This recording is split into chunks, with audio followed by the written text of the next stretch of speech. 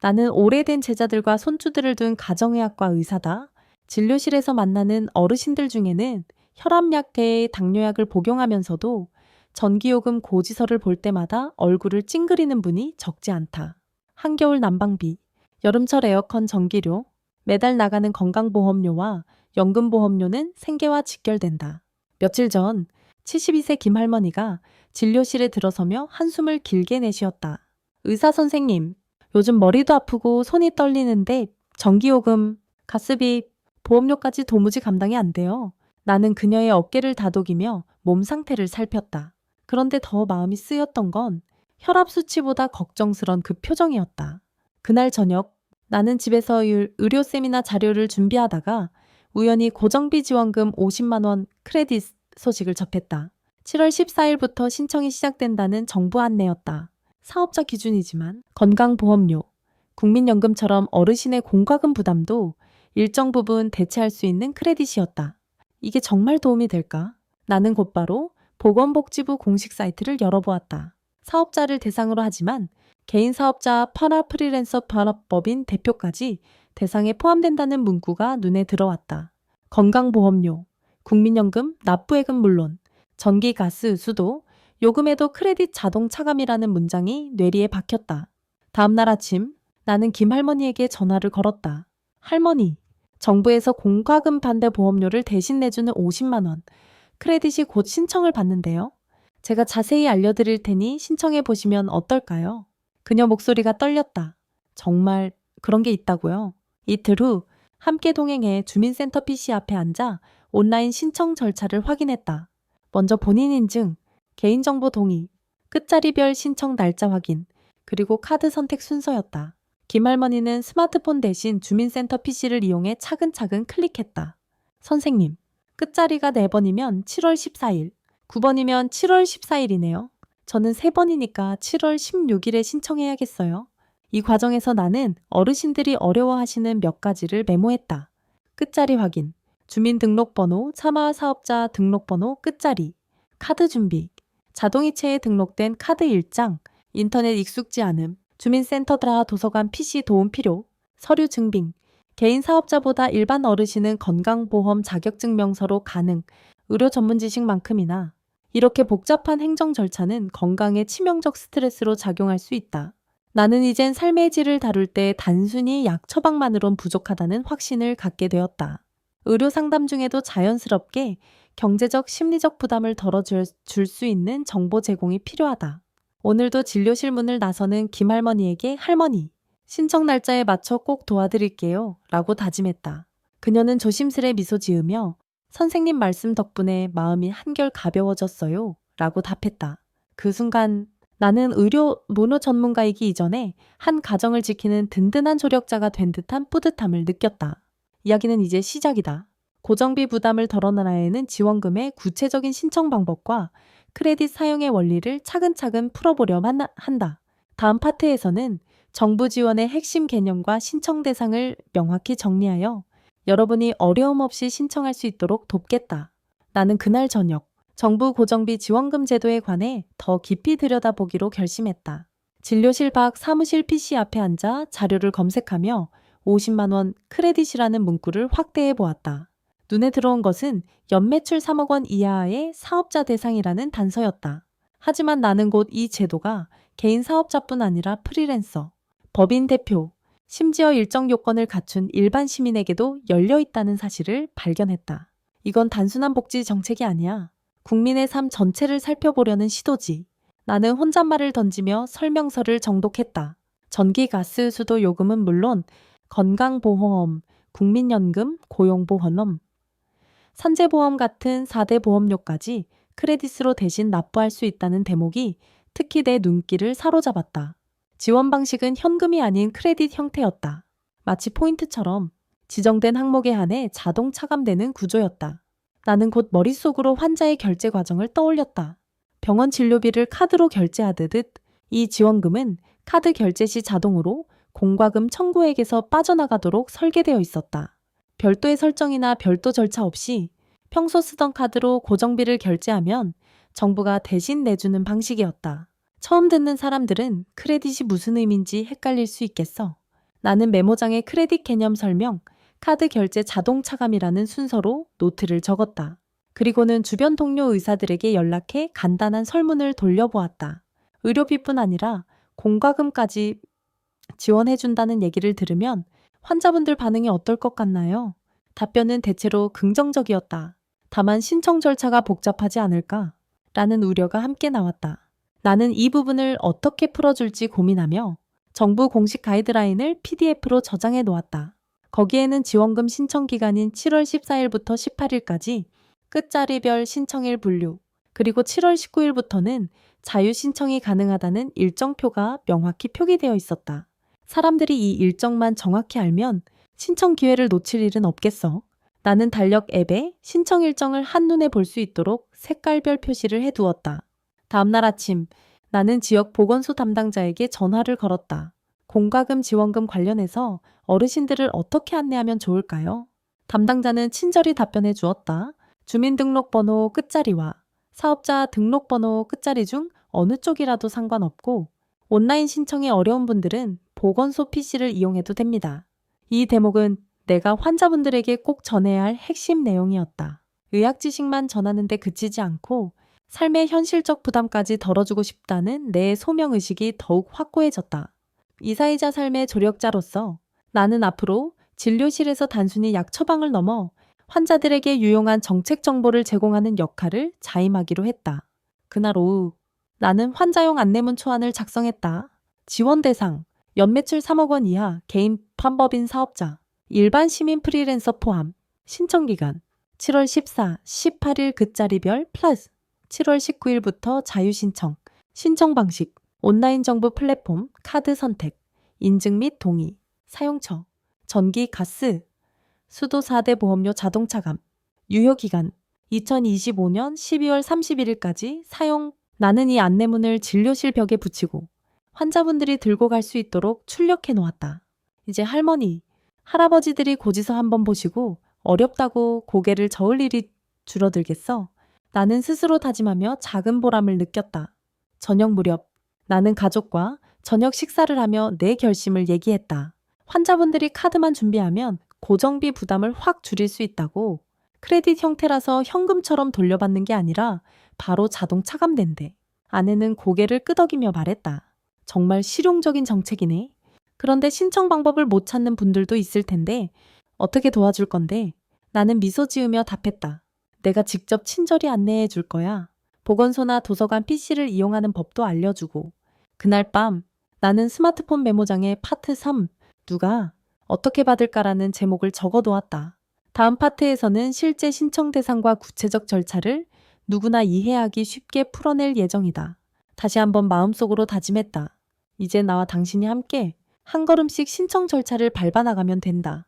이야기는 점점 구체적이고 실용적인 단계로 나아가고 있다. 다음 파트를 통해 지원 대상의 세부 조건과 온라인 신청 절차의 정확한 흐름을 상세하게 전할 것이다. 복잡해 보이는 행정 절차를 내가 직접 안내함으로써 모든 분이 주저없이 신청할 수 있도록 도울 것이다. 나는 다음날 아침 일찍 병원 진료실에 들어서며 마음속으로 오늘의 목표를 되뇌었다. 환자들이 누구나 이 지원금을 받을 자격이 있는지, 어떻게 신청해야 하는지 확실하게 알려주자 먼저 나부터 명확히 이해해야 했다. 내가 읽은 가이드라인에는 연매출 3억 원 이하라는 숫자가 가장 먼저 등장했다. 개인 사업자, 법인 대표자, 프리랜서까지 모두 포함되지만 연간 매출액이 3억 원을 넘지 않아야 한다. 연매출의 범위에는 카드 매출, 현금 매출, 세금 계산서 발행액 등이 모두 포함된다. 나는 메모장에 큰 글씨로 적었다. 매출 증빙 서류, 카드 매출 내역, 세금 계산서, 간편 영수증 모두 오케이. 그러나 나의 주요 대상은 일반 어르신, 특히 사업자 등록이 없는 분들도 있었다. 이분들께는 건강보험 자격 득실 확인서나 국민연금 가입담원 납부 확인서 같은 공적 서류로 소득을 증명할 수 있다고 안내해야 했다. 실제로 김할머니처럼 국민연금만 납부하던 분들에게는 보험료 납부 내역이 곧 매출 증빙 자료가 될 수 있었다. 나는 속으로 이 정책은 사업자뿐 아니라 일정 소득 이상을 증명할 수 있는 사람이라면 누구나 이용할 수 있어라고 되뇌었다. 다음으로 중요한 것은 현재 영업 중이어야 한다는 조건이었다. 즉, 폐업 상태인 분들은 신청 대상에서 제외되므로 만일 영업 상태가 불확실하다면 미리 사업자 상태를 확인하도록 돕는 것이 필요했다. 나는 홈택스, 민원24에서 사업자 상태 조회 방법을 짧게 요약해 두었고 진료실벽 안내문에도 QR코드를 첨부해 두었다. 스마트폰에 익숙한 분께는 카메라 앱으로 스캔, 민원24 접속, 사업자 상태 확인 과정을 말로 설명했다. 어느덧 점심시간이 다가왔고 나는 점심 식사 중에도 스마트폰으로 신청 사이트 사용자 화면을 미리 탐색해 보았다. 첫 화면, 개인정보 제공 동의, 본인 인증, 신청인 정보 입력, 카드사 및 결제수단 선택, 최종 확인이라는 흐름이었다. 특히 카드 선택 단계에서는 자동이체 등록된 카드 중 하나만 선택해야 하며 한 번 선택한 카드는 변경이 불가능했다. 나는 카드를 신중히 골라야 한다는 경고 문구를 메모장에 별도로 강조했다. 오후 진료가 시작되자 금방 안내가 필요한 환자가 찾아왔다. 의사 선생님, 저도 이 지원금 받을 수 있나요? 나는 미소 띤 얼굴로 대답했다. 네? 먼저 연말 매출 기준과 사업자 등록 여부를 확인해 봐야 합니다. 그런데 연매출 3억 원 이하이고 현재 영업 중이시라면 대부분 신청 가능합니다. 나는 환자의 상황을 듣고 프린트해 놓은 안내문을 건넸다. 이 부분을 확인해 보시고 필요한 서류가 있다면 미리 준비해 두세요. 진료실 문 밖에서는 대기실 한편에 붙여둔 안내문을 한참 바라보는 할아버지가 보였다. 진료를 마친 후 그분에게 다가가 이렇게 말했다. 할아버지, 고정비 지원금 안내문 보셨어요? 스마트폰으로도 신청할 수 있지만 익숙하지 않다면 이곳 보건소에 설치된 PC를 이용하시면 돼요. 그분은 안경 너머로 눈을 반짝이며 그럼 제가 보험료 납부 내역만 있으면 되는 건가요? 라고 물으셨다. 나는 보험료 납부 확인서를 프린트하거나 PDF 파일을 USB에 담아오시면 됩니다. 지원금은 카드로 결제된 금액에서 자동 차감되는 형태예요. 라고 설명했다. 저녁 무렵 나는 집무실에서 하루 일과를 정리했다. 지원 대상 연매출 3억 이하 개인 및 법인 사업자, 프리랜서, 일정 소득 증명 가능한 일반 시민, 지원 조건 사업자 등록 상태 영업 중 또는 보험료, 연금 납부 내역 증빙 가능. 신청 방법 7일 참보 7일 끝자리별 날짜 7일 9일부터 자유 신청, 절차 온라인 플랫폼 접속, 본인 인증, 개인정보 동의, 정보 입력, 카드 선택, 신청 완료. 나는 이 정리를 토대로 환자용 슬라이드와 프린트물을 제작해 놓았다. 슬라이드에는 끝자리별 신청 일정표와 필수 서류 체크리스트를 포함했다. 진료실 모니터에 반복 재생 모드로 틀어두자 자연스럽게 환자들이 대기 중에도 정보를 접할 수 있었다.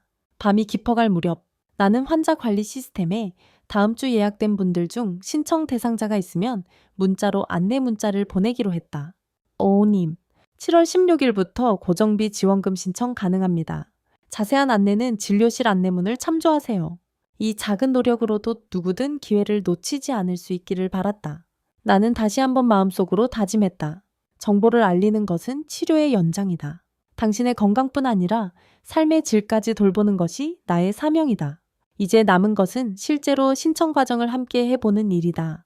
다음 파트에서는 온라인 신청 절차의 세부 단계와 실제 화면 예시를 바탕으로 누구나 어려움 없이 신청을 완료할 수 있도록 차근차근 안내하겠다. 나는 파트 3을 마무리하며 느낀 보람이 채 가시기 전에 바로 크레딧 사용의 원리를 정리하기로 마음먹었다. 진료실 옆 작은 서재에서 컴퓨터 화면을 켜고 정부 지원금 안내 PDF를 다시 열었다. 내가 확인한 대로 이 지원금은 현금이 아니라 크레딧 형태로 지급된다. 하지만 크레딧이라는 단어만으로는 어르신들께 충분한 설명이 어려울 수 있다. 마치 포인트처럼 작동한다는 비유가 가장 적절하다고 판단했다. 나는 메모장에 다음과 같이 적었다. 크레딧, 판머리야 섬, 지정 항목, 결제 시 자동 차감되는 포인트. 이제부터 내 설명 방식은 이렇다. 할머니, 이 지원금은 현금이 아니에요. 오히려 카드 사용 포인트처럼 크레딧이라고 부르는 가상의 잔액이 카드 한도에 추가로 찍히는 거죠. 다만 쓸 수 있는 곳은 전기, 가스, 수도 4대 보험료뿐이에요. 그 외에 통신비나 음식 산바, 쇼핑에는 사용이 불가합니다. 그날 오후 진료를 보던 중에 고지서와 카드 명세서를 하나씩 들고 오신 할아버지를 마주쳤다. 의사 선생님, 이 지원금 포인트는 어디서 확인할 수 있나요? 나는 친절히 웃으며 설명을 시작했다. 크레딧이 지급되면 카드사 앱이나 웹페이지에서 충전형 포인트 또는 정부 지원 크레딧 미타 메뉴에 50만 원이 찍혀 있어요. 그리고 평소처럼 전기요금이나 보험료 카드 결제할 때 자동으로 이 크레딧 잔액이 먼저 차감되죠. 예를 들어 전기요금 25만 원, 가스요금 15만 원이 나왔다면 먼저 크레딧 잔액에서 40만 원이 빠지고 남은 10만 원은 카드 한도로 결제됩니다. 그 설명을 들은 할아버지는 눈을 반짝이며 그러면 별도로 앱을 켜서 포인트 사용 버튼을 누르거나 은행 창구에 가서 등록할 필요는 없는 거군요. 하고 물으셨다. 나는 정확히 그렇습니다. 카드 사용 절차 그대로 진행하시면 됩니다. 평소와 동일하게 자동이체나 카드 결제를 설정해 두시면 복잡한 설정 없이 지원금이 알아서 적용됩니다. 라고 답했다. 나는 곧 이 원리를 환자용 안내문에 추가했다. 크레딧 잔액 확인, 카드사 앱, 정부 지원 포인트 메뉴, 결제 시 자동 차감, 전기, 가스, 수도, 4대 보험료 결제 시 먼저 빠짐, 잔액 부족 시, 부족분은 카드 한도로 자동 결제, 별도 절차 불필요, 앱 설정 가봐 버튼 클릭 불필요, 이 구조를 그림으로도 표시하면 좋겠다는 생각이 들어. 간단한 다이어그램을 그려서 진료실 벽에 함께 붙였다. 그림에는 카드 그림 위에 크레딧 50만 원이라고 표시하고 아래에 전기 가스 보험료 아이콘을 나열한 뒤 체크 표시와 함께 자동 차감 화살표를 그렸다. 저녁이 되어 연구실에 혼자 남았을 때 나는 이 다이어그램을 보며 다시 한번 상기했다. 간단해야 한다. 복잡하면 실패한다. 나는 이 원칙을 늘 가슴에 담고 진료와 상담을 해왔다. 실제로 지난주 안내문을 보고 지원금 신청을 완벽히 마친 한 환자분은 문자로 이렇게 남겼다. 덕분에 복잡할 줄 알았던 지원금 사용이 정말 간단했어요. 자동으로 빠져나가니 신경 쓸 일이 없네요. 나는 그 문자를 보며 환한 미소를 지었다. 이런 칭찬이야말로 내가 안내문을 만든 보람이자 의사로서의 또 다른 치유 방식이지. 다음 날 아침 나는 카페트에 앉아 직장인 자녀를 둔 68세 박 할아버지에게 사용 예시를 들려주었다.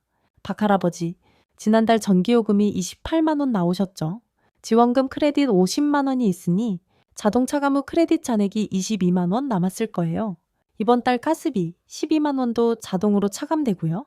그러면 잔액은 10만 원이 되죠. 그는 매달 계산할 필요 없이 그냥 카드 결제만 하면 된다고 하니 정말 편하네요 라고 하셨다. 나는 맞습니다.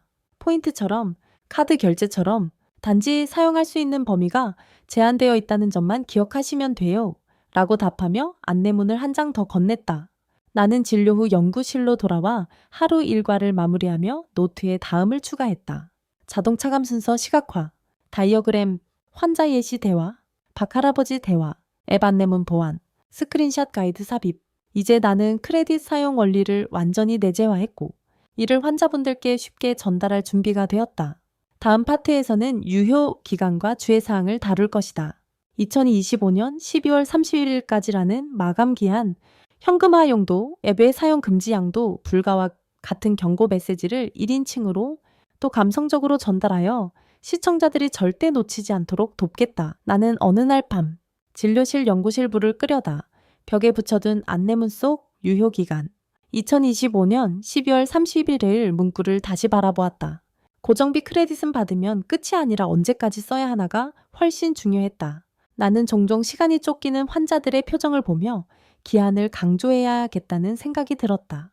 할머니, 할아버지, 지원금은 2025년 12월 31일까지 꼭 사용하셔야 해요. 이 날짜를 넘기면 남은 크레딧이 사라진답니다. 나는 상담 중에도 이 말을 여러 번 되풀이했다. 몇몇 분들은 아직 한참 남았잖아요. 라며 여유를 부리기도 한다. 그러나 나는 단호하게 말했다.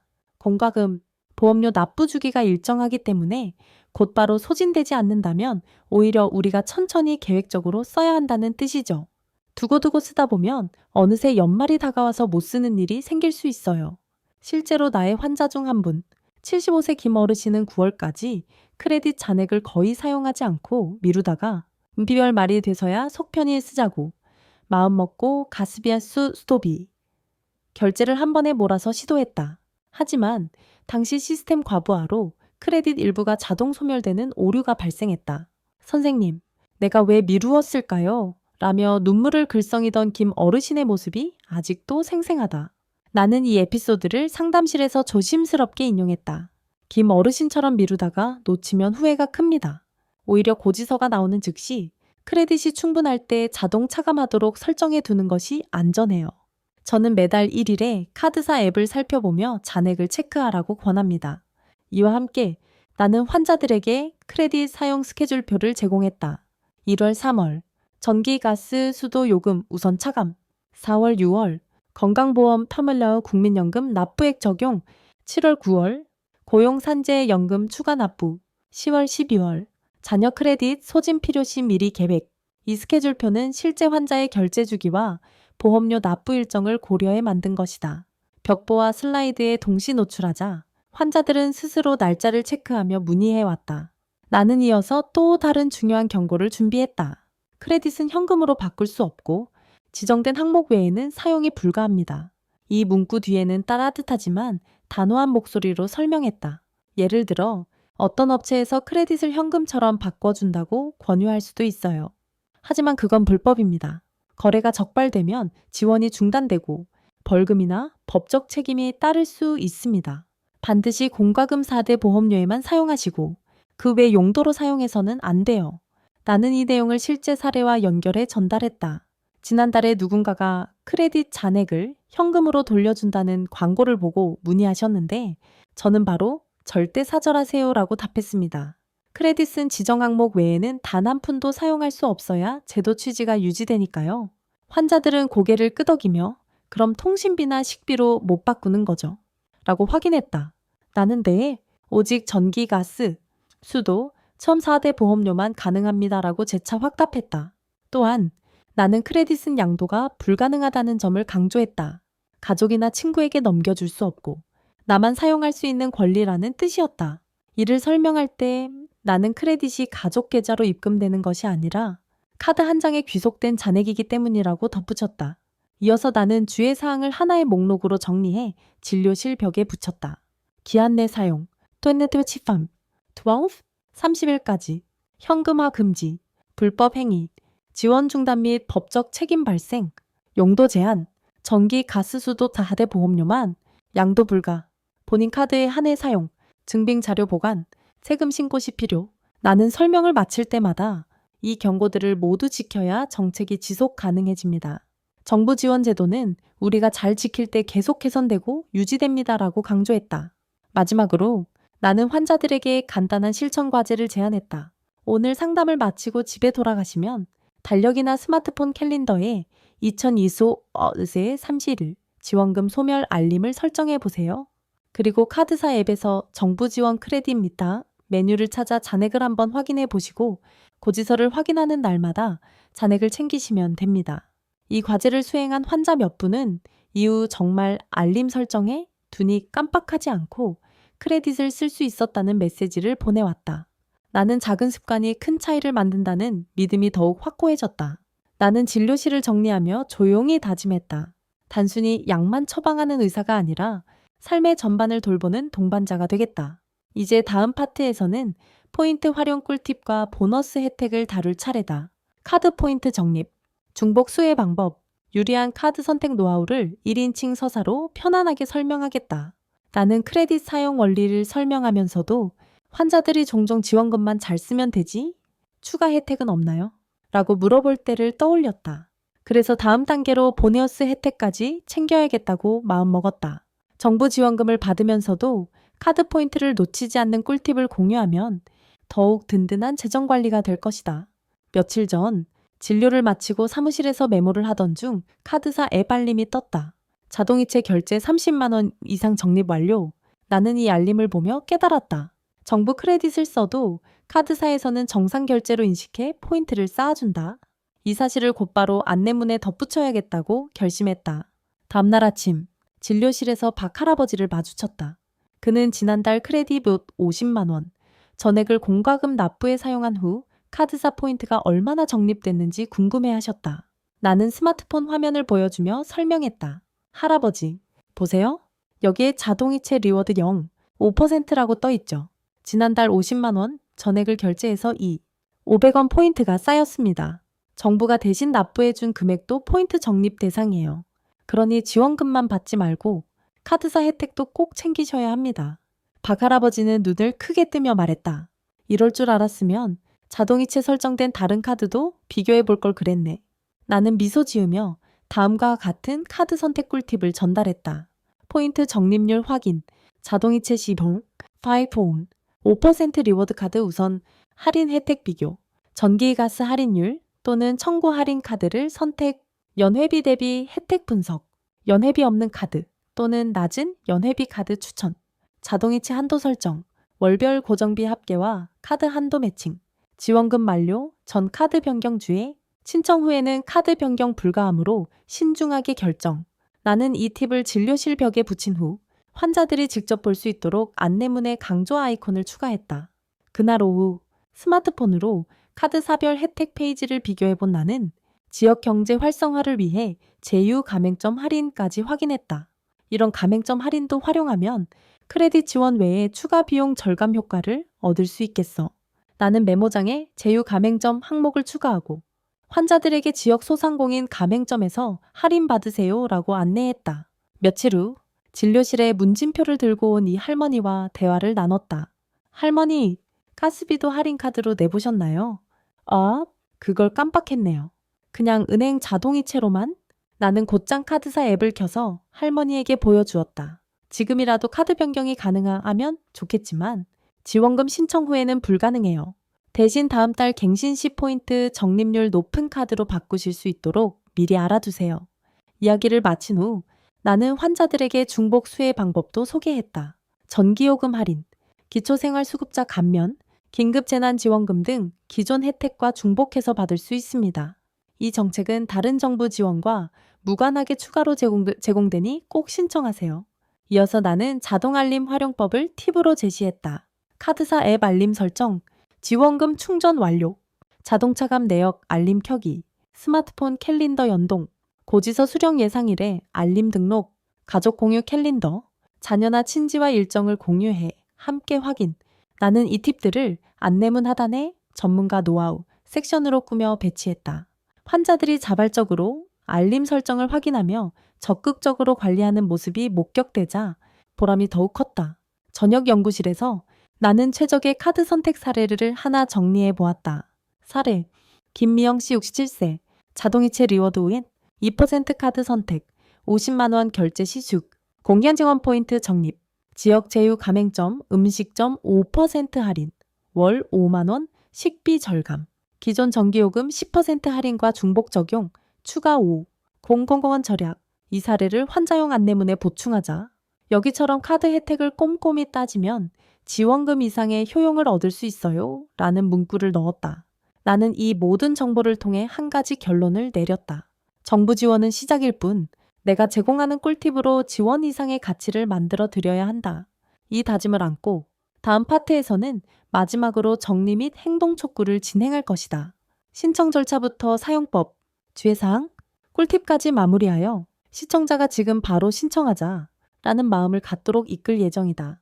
나는 진료실 한편에 놓인 안내문과 다이어그램, 포스터를 천천히 둘러보았다. 지난 6개 파트를 통해 지원금 제도의 전반을 환자들에게 전했고 이제 마지막 단계로 행동을 이끌어내야 할 순간이었다. 나는 깊은 숨을 들이쉬고 이번 파트를 머릿속으로 정리했다.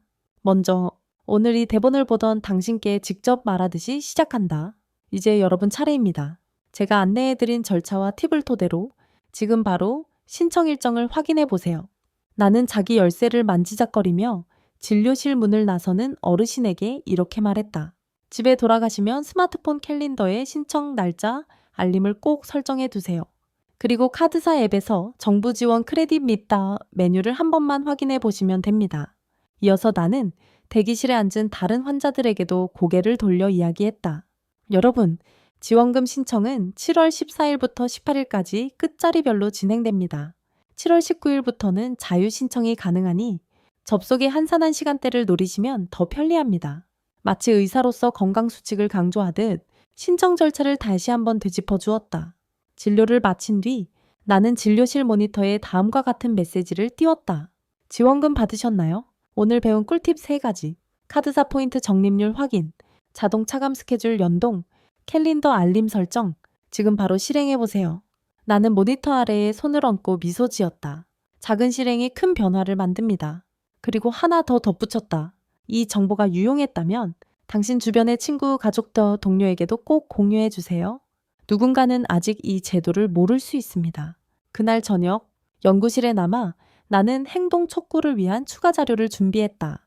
버튼 한 번으로 카카오톡 공유 링크를 복사해 사용할 수 있는 QR코드, 환자들이 자주 묻는 질문을 모아둔 FAQ 카드, 간단한 지원금 조건 체크리스트, 엽서 등을 디자인해 인쇄 주문을 넣었다. 제가 이 자료를 드리면 모두가 쉽게 신청 절차를 밟을 수 있을 거야. 나는 스스로 다짐했다. 다음날 아침, 진료실 앞 데스크에서 간호사에게 말했다. 오늘 대기 환자들에게 이 엽서를 나눠주세요. 그리고 카카오톡으로도 공유할 수 있도록 메시지 링크를 만들어두면 좋겠어요. 간호사는 고개를 끄덕이며 네, 바로 처리하겠습니다라고 답했다. 오후에는 환자 한 분이 스마트폰으로 메시지를 보내왔다. 선생님, 안내문 덕분에 오늘 신청 완료했어요. 캘린더 알림 설정 덕분에 날짜를 놓치지 않았습니다. 나는 즉시 답장을 보냈다. 정말 다행입니다. 이제 크레딧을 잘 사용하시고 혹시 궁금한 점이 있으면 언제든 연락 주세요. 이 모든 과정에서 나는 중요한 교훈을 얻었다. 정보만 제공하는 것은 시작일 뿐 실천을 돕는 지원이 필요하다. 의사로서 나는 비단 의료 행위뿐만 아니라 삶의 무게를 함께 덜어줄 행정적, 심리적 지원까지 책임져야 한다는 확신이 더욱 견고해졌다. 영상의 마지막 장면은 이렇게 구성했다. 내가 카메라를 보며 부드러운 목소리로 이야기한다. 여러분, 이제 행동할 차례입니다. 설정해둔 알림을 확인하고 지원금 신청 페이지에 접속해보세요. 한 번의 클릭이 여러분의 고정비 부담을 확 줄여줄 것입니다. 제 채널 100세의 지혜를 구독하시면 앞으로도 건강과 마음을 지키는 실속 있는 정보로 찾아뵙겠습니다. 좋아요와 알림 설정도 잊지 마세요. 당신의 삶이 조금 더 편안해지길 바라며 곧 다시 찾아뵙겠습니다. 나는 진료실 문을 나서며 마지막으로 속삭였다. 지금 바로 신청하세요. 당신의 부담이 줄어든 그 순간 진짜 안심이 시작됩니다.